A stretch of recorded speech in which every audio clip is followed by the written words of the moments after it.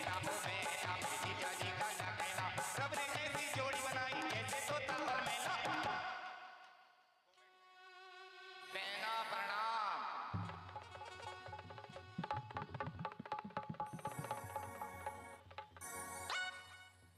आप कौन? आपने मुझे नहीं पहचाना? मैंने तो तुम्हें नहीं जाना। मान ना मान, मैं तेरा मेहमान। लेकिन मैं आपको पहचानूं तभी तो आप मेरे मेहमान बनोगे। अरे ओए ओए, कितनी भुलक्कड़ हो गई हो। अरे जिस घर में तुम रहा करती थी उस घर में दीवार थी? अरे भैया, बिना दीवार के कोई घर होता ही नहीं है। तुम्हारे घर में जो दीवार थी उस दीवार से लगा हुआ एक घर और था, वो घर किसका था? वो तो काकी का था, जो हाँ चाची का था। तो मैं उस चाची का बेटा हूँ, हुआ ना तुम्हारा चाचा?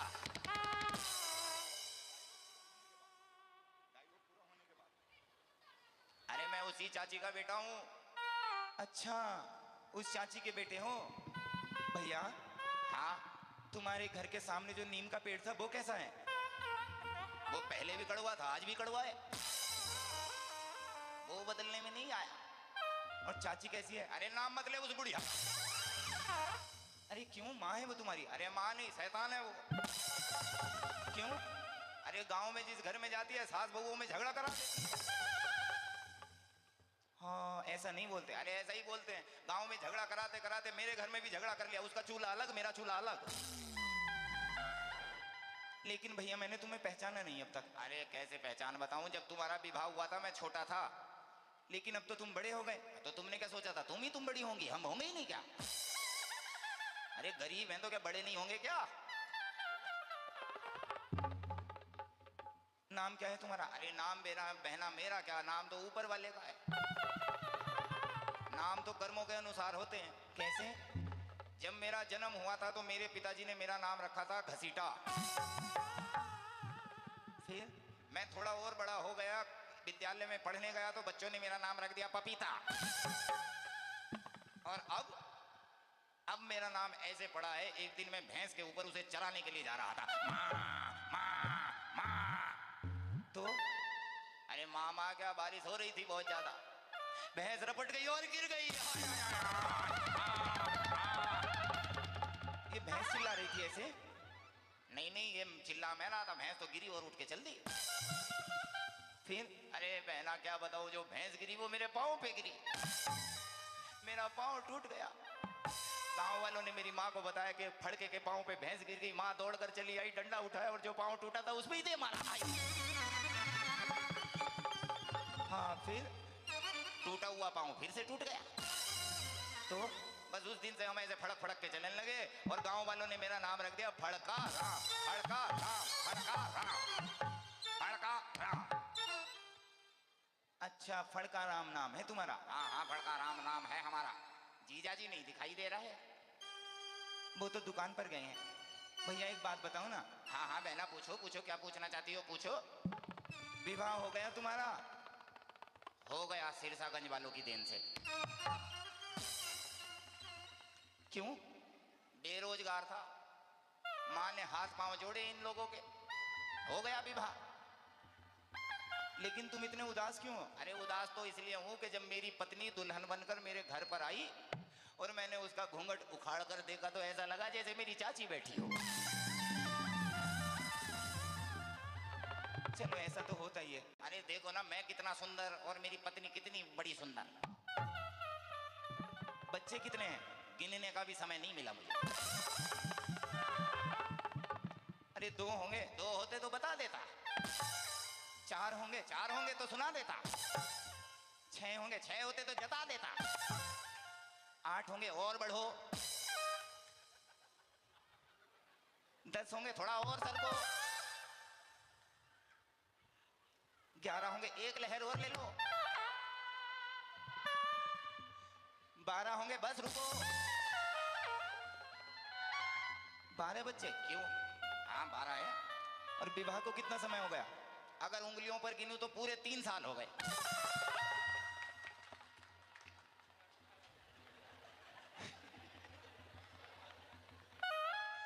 3 3 साल और 12 बच्चे, ऐसा कैसे हुआ? अरे सुना नहीं क्या, भगवान जब देता है छप्पर फाड़ के देता है।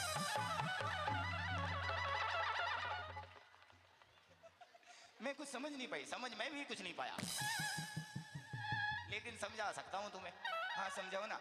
मैं बताता हूँ, जिस पत्नी से मेरा विवाह हुआ था वो मेरी पत्नी होने से पहले किसी और की पत्नी थी, किसी और की पत्नी होने से बाद में वो मेरी पत्नी बनी है। तो दहेज में 6 बच्चे लेकर आई थी, और इन 3 साल में जब भी हुए जुड़वा हुए तो 6 उसके 6 मेरे 12 हो गए हमारे। लेकिन भैया तुम तो बड़े निर्धन हो, तो निर्धनों के बच्चे नहीं होते क्या? नहीं नहीं, मेरा कहने का वो मतलब नहीं है। तो मैं समझ रहा हूँ मतलब क्या है, निर्धन है तो क्या बच्चे नहीं होंगे क्या? मैं ये कह रही हूँ जैसे तुम निर्धन हो, गरीब हो, उनका खाना पीना कैसे करते हो? पड़ोसी क्या सोचते होंगे? अरे पड़ोसी तो बहुत कुछ सोचते हैं। पड़ोसी तो ऐसा सोचते हैं, जिस समय मैं घर में नहीं रहता और बच्चे शोर शराबा करते हैं तो पड़ोसी तो यूं कह के चिढ़ाते हैं, फड़के आज विद्यालय में कोई अध्यापक नहीं है क्या? बच्चे जब खेलने के लिए घर से बाहर निकलते हैं तो पड़ोसी कहते हैं, देखो देखो विद्यालय की छुट्टी हो गई। अरे खिलाने लग जाऊं तो 2 पांव पे उठाने पड़ते हैं, 2 हाथ पे उठाने पड़ते हैं, 2 सर पे बैठाने पड़ते हैं, और बाकी के 6 मेरी पत्नी के हैं, वो कैसे भी उठाए। और उनका खाना पीना क्या? वो सुना है तुमने, गरीबी में आटा गीला होना? हाँ सुना है। वो गीला हमारे यहाँ हो रहा है। कैसे? 1 किलो आटा ले जाता हूँ बाजार से, पत्नी बैठ के उसे मलने लगती है रोटी बनाने के लिए, बच्चे आकर बैठते रहते हैं तो जितने बच्चे आते हैं उतना ही पानी डाल देती है, तो आटा तो नहीं, उसका रायता बन जाता है। फिर खाते क्या हो? खाना क्या है, रोटी नहीं बनती, फिर उस गीले आटे के चिल्ले बनते हैं, चिल्ले। और लेकिन बहना, अपने बच्चों को मैं नहलाता बड़े अच्छे तरीके से हूँ। वो कैसे? अब मैं बताता हूँ, ये पकड़ो मेरा डंडा। सबसे पहले मैं अपने बच्चों की एक पंक्ति बनाता हूँ ऐसे, 1 2 3 4 5 12। कैसे कैसे? ऐसे 1 2 3 4 5 12। फिर 2 टप रख लेता हूँ, 1 टप यहाँ, 1 टप यहाँ। फिर 1 टप में साबुन मिला देता हूँ, यूं यूं यूं यूं यूं यूं, झाक झाक झाक झाक झाक झाक। फिर अब सुनो, ये है बच्चों की लाइन। 1 टप में है साबुन वाला पानी, 1 टप में है सादा पानी। अब होती है नहाने की शुरू कहानी। सबसे पहला बच्चा उठाया, साबुन वाले पानी में घुड़ घुड़ घुड़ घुड़ घुड़ घुड़ घुड़ घुड़ घुड़ घुड़ घुड़ घुमाया, बच्चा उठाया, साफ पानी में डाला और ये गया बच्चा बाहर।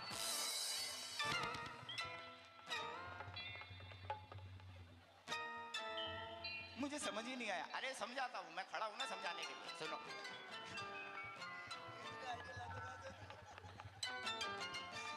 ये रही बच्चों की पंक्ति, और ये रहा टब में साबुन वाला पानी, और ये रहा साफ वाला पानी। सबसे पहला बच्चा उठाया, साबुन वाले पानी में गुड़ गुड़ गुड़ गुड़ गुड़ गुड़ गुड़ गुड़ गुड़ घुमाया, साफ पानी में डाला, ये गया बाहर। हो गया गंगा स्नान। ये लो। लेकिन बहना एक बात बता, इतना हंसी खुशी वाला जीवन है मेरा, लेकिन तेरे चेहरे पर अब तक एक भी हंसी नहीं आई। अगर जीजा जी ने कुछ बोला हो तो बता, आज जीजा जी को देख लूंगा। अरे तू बता तो, आज जीजा नहीं बचेगा। आए, उठा मुझे, उठा। अरे जीजा ने कुछ नहीं बोला तो फिर किसने बोला? तुमने कुछ जीजा को बोला होगा। अरे ऐसा कुछ नहीं है। तो लेकिन तुम इतना दुखी क्यों हो? मैं इसलिए दुखी हूं, देखना फड़के, इतने प्रभु से प्रार्थना करती हूं, लेकिन मेरे घर में एक भी संतान नहीं है, और तेरे घर में 12-12 बच्चे हैं। देखना प्रभु की लीला। अरे ये प्रभु की नहीं, ये लीला फड़के की है। और तुम इतनी चिंता मत करो, अगर तुम्हारे घर में बच्चे नहीं है तो बहना एक बार मुझसे बोल के देख, आधा दर्जन रख दूंगा तेरे घर में लाके। ऐसे नहीं चाहिए। अरे छोड़, 20 रुपए दर्जन में सारे के सारे ले ले। मैं रहा तो और आएंगे हर साल जुड़वा। बच्चों की कमी नहीं है, जितने चाहिए दे सकता हूँ। भैया अपना अपना ही होता है। अरे मैं भी तो तुम्हारा अपना ही हूँ। बस ये है, कहीं बाहर जाओगे तो ये कहना पड़ेगा कि ये बच्चे उधार लिए हैं तुमने, क्योंकि बिल्कुल मेरे पर गए हैं। मेरी एक बात सुनना। हाँ हाँ बोलो, क्या बात कहना चाहती हो? मेरे मन में ये आ रहा है कि मैं अपने सेठ जी का दूसरा विवाह करा दूं तो। अरे ना ना ना ना ना, गलती मत करना। अरे घर में सौतन आएगी तो सबसे पहले धक्के मारकर तुम्हें निकालेगी, और तुम घर से निकलोगी तो सेठ जी के खाने में जहर डालेगी। फिर उस सौतन का भाई आएगा और इस घर पर राज करेगा। अरे ऐसा नहीं है, कोई जानकारी में, कोई रिश्तेदारी में, कोई संबंधियों में कोई तो ऐसी लड़की होगी जो मेरे सेठ जी से विवाह कर ले, और मुझे सौतन नहीं है, छोटी बहन बनाकर रखूंगी उसे। अगर ऐसी बात है तो एक रिश्ता है मेरे पास।